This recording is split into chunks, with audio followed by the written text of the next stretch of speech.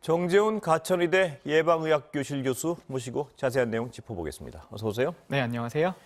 400명대 아래로는 떨어지지 않고 있습니다. 원래 잘 안 떨어질 거란 예측은 많았지만요. 어떻게 보세요? 결국은 이제 국민들께서 굉장히 답답하실 텐데요. 그런데 감염병이 원래 이런 겁니다. 범유행 감염병은 굉장히 통제하기가 어렵고요. 한번 지역사회에 이렇게 전파가 이루어지게 되면 그때부터는 확진자 숫자를 줄이는 게 매우 어려운데요. 저는 반대로 400명대로 계속 유지되고 있는 것만 해도 매우 다행스럽다고 생각합니다. 여기서 언제든지 늘어날 수 있는 상황이고요. 만약 이 상태로 백신 접종이 끝날 때까지 유지할 수 있다면 매우 성공적인 상황이 되겠죠. 하지만 그렇지는 않을 것이고요. 또 언젠가는 확진자가 이거보다 더 늘어나게 될 겁니다. 근데 전문가들 중엔 날씨 좀 따뜻해지고 하면 문 좀 열어놓고 살 수 있게 되면 약간 줄어들 가능성도 있다 이렇게 보시는 분들도 있던데 어떻게 보세요? 그거는 이제 반례가 있는데요. 남아프리카 공화국 같은 경우에 남반구기 때문에 우리와 계절이 반대입니다. 그런데 3차 유행은 동일한 시기에 있었거든요. 결국은 계절적인 요인이 큰 요인은 아니라는 거죠. 그럼 쉽게 떨어지지 않을 것이다.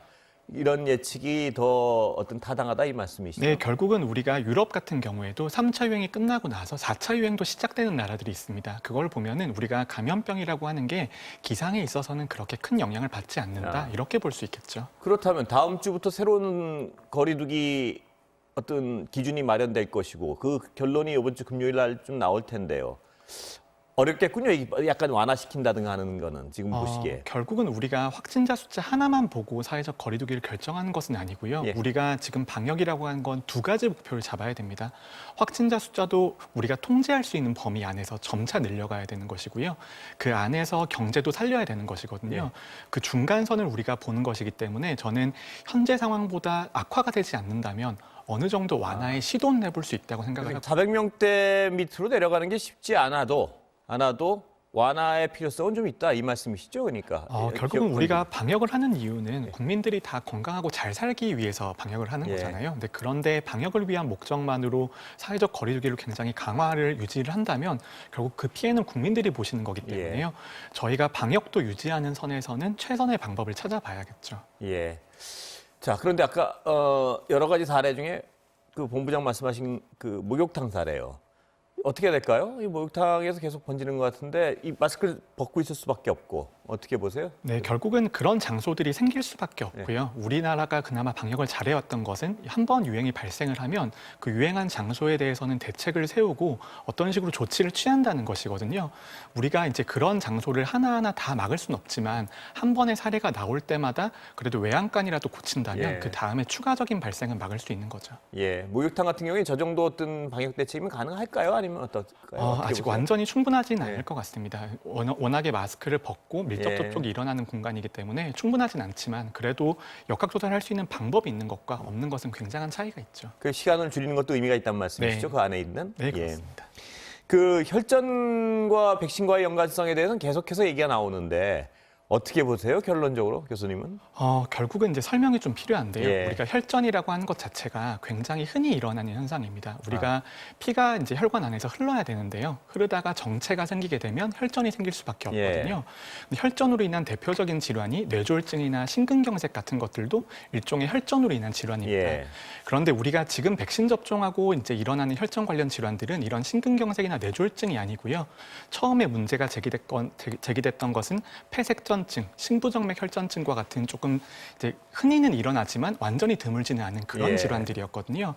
그런데 그런 질환 같은 경우에는 영국이나 유럽 당국에서 조사를 했습니다. 근데 이런 경우에는 이제 인과관계라고 하는 것을 밝히기 위해서는 백신 접종 전에 발생하는 비율과 접종하고 나서 발생하는 비율에 차이가 있는지를 보면 되거든요. 그런 과정에서 우리가 처음에 우려가 제기되었던 폐색전증, 심부정맥 혈전증 같은 경우에는 큰 차이가 없는 것으로 나왔습니다. 그래서 이제 전체적인 혈전 질환의 위험은 늘리지가 않는데요. 조사하던 과정에서 그거보다 조금 더 드문 혈전 관련 질환들이 나오기 시작했습니다. 그게 우리가 말하는 뇌정맥동 혈전, 뇌정맥동 혈전 이런 것들이거든요. 근데 이런 그 질환들이 굉장히 드물게 나타납니다. 100만 명당 4명에서 5명 정도 나타나는 질환이거든요. 그런데 백신 접종을 하고 났더니 이 질환의 발생률이 조금 올라간 신호가 감지가 됐습니다. 그렇기 때문에 여기에 대해서는 추가적인 연구가 필요하다. 이렇게 결론이 나와 있는 상태고요. 우리나라에서도 거의 비슷한 결론이 나올 것 같습니다. 혈전이 발생했던 20대 성인 남자, 그분도 이 희귀한 부류에 속한다는 결과가 나온 것 같은데요. 네, 결국은 우리가 이제 유럽에서 주의가 필요하다고 말했던 뇌정맥동 혈전의 사례이고요. 예. 그런 경우에는 우리나라에서는 거의 1년 동안 관찰을 하면 100만 명 중에 3명이나 4명 정도 나올 정도로 굉장히 희귀한 질환입니다. 예. 그런데 우리가 아스트라제네카 백신 같은 경우에는 이제 한 40만 명, 50만 명 정도 접종한 상태이거든요. 그런데 그 상태에서 한 건이 나왔다라고 하는 거는 조금 이상한 신호라고 받아들일 수는 있고요. 예. 그렇기 때문에 우리가 추가적인 관찰이 필요한데 그래도 단 한 건이 발생했기 때문에 우리가 이제 연구하는 시간이 좀 필요한 거죠. 예. 내일부터 드디어 65세 이상 요양원 계신 노령층에게 백신 접종 시작되는데요. 65세 이상 되는 분들만 다 맞아도 사망률을 획기적으로 줄일 수가 있겠죠? 어떻습니까? 네, 결국은 우리나라에서 예. 발생하는 사망의 대부분이 65세 이상에서 예. 발생을 하고요. 특히 80세 이상 같은 경우에는 전체 확진자의 5%밖에 안 됩니다. 그런데 사망자 중에는 절반이 넘거든요. 그분들만 접종을 하신다고 하더라도 사망에 의한 피해는 큰 폭으로 줄일 수가 있습니다. 예. 의료 시스템의 부담은 획기적으로 줄일 수가 있겠군요. 그 65세 이상 어르신들만 다 맞춰도. 네, 결국은 중환자가 안 생기게 하는 게 의료 체계를 유지하는 데 가장 중요한 요소거든요. 예. 중환자를 줄인다는 것은 굉장히 좋은 요소입니다. 네. 예. 65세 이상 되는 분들이 다 맞은 게 우리가 언제로 예상되는지 혹시 그 자료 지금 예.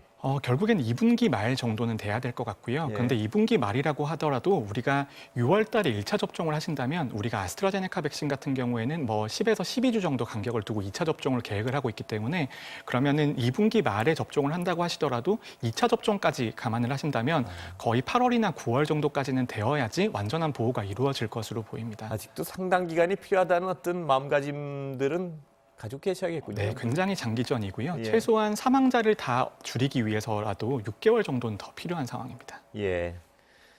그 앓고 난 다음 난 분들도 20%는 항체가 안 생긴다. 이게 독일 연구진 연구 결과 같은데 안 생기는 분이 계시다는 건 알았지만 이 비율에 대해서는 들으신 적이 있나요? 어떻습니까? 이 비율 같은 경우에는 이제 기존의 감염병과 유사한 정도의 비율이고요. 우리가 백신의 효과라고 본다면 80% 정도 되는 겁니다. 네. 그런데 우리가 이제 백신을 맞는 이유는 백신은 실제로 감염된 것보다 더 좋은 면역 효과를 주는 경우들이 많습니다. 예. 그래서 90%에 가까운 효과들을 주는 경우가 많거든요. 그래서 과거에 감염되어서 면역을 획득하시더라도 1회 정도 추가 접종을 하시면 거의 완전한 보호가 이루어진다. 이렇게 보고 있습니다. 그러니까 다시 말하면 그 통계는 감염됐던 분들도 다 맞아야 된다. 백신을 접종해야 된다. 이렇게 해석할 수 있는 건가요? 네, 감염됐던 분들도 충분히 재감염이 되실 수가 있고요. 예. 그 확률이 20% 정도인데 1회 정도 접종을 더 하시면 완전히 막을 수 있다. 이렇게 보시면 될 것 같습니다. 예.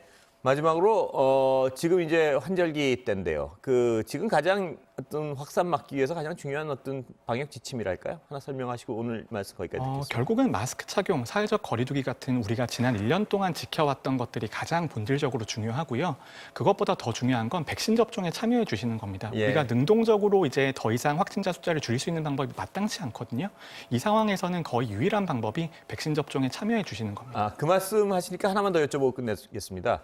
물론 아주 극소수지만 일부 의료진에는 백신 접종에 대해 회의적인 어떤 견해를 표명하시는 분도 계신데 교수님은 백신 접종이 적극적으로 분명히 임해야 된다는 말씀이시니까 위험성보다는 이득이 많다는 어떤 그 부분을 좀 정확히 설명을 해주시면 좋겠습니다. 결국은 우리가 혈전만 하더라도요. 백신으로 인해서 발생하는 혈전의 가능성이 낮게나마 있습니다. 그런데 그건 100만 분의 1, 10만 분의 1 정도의 수준이고요.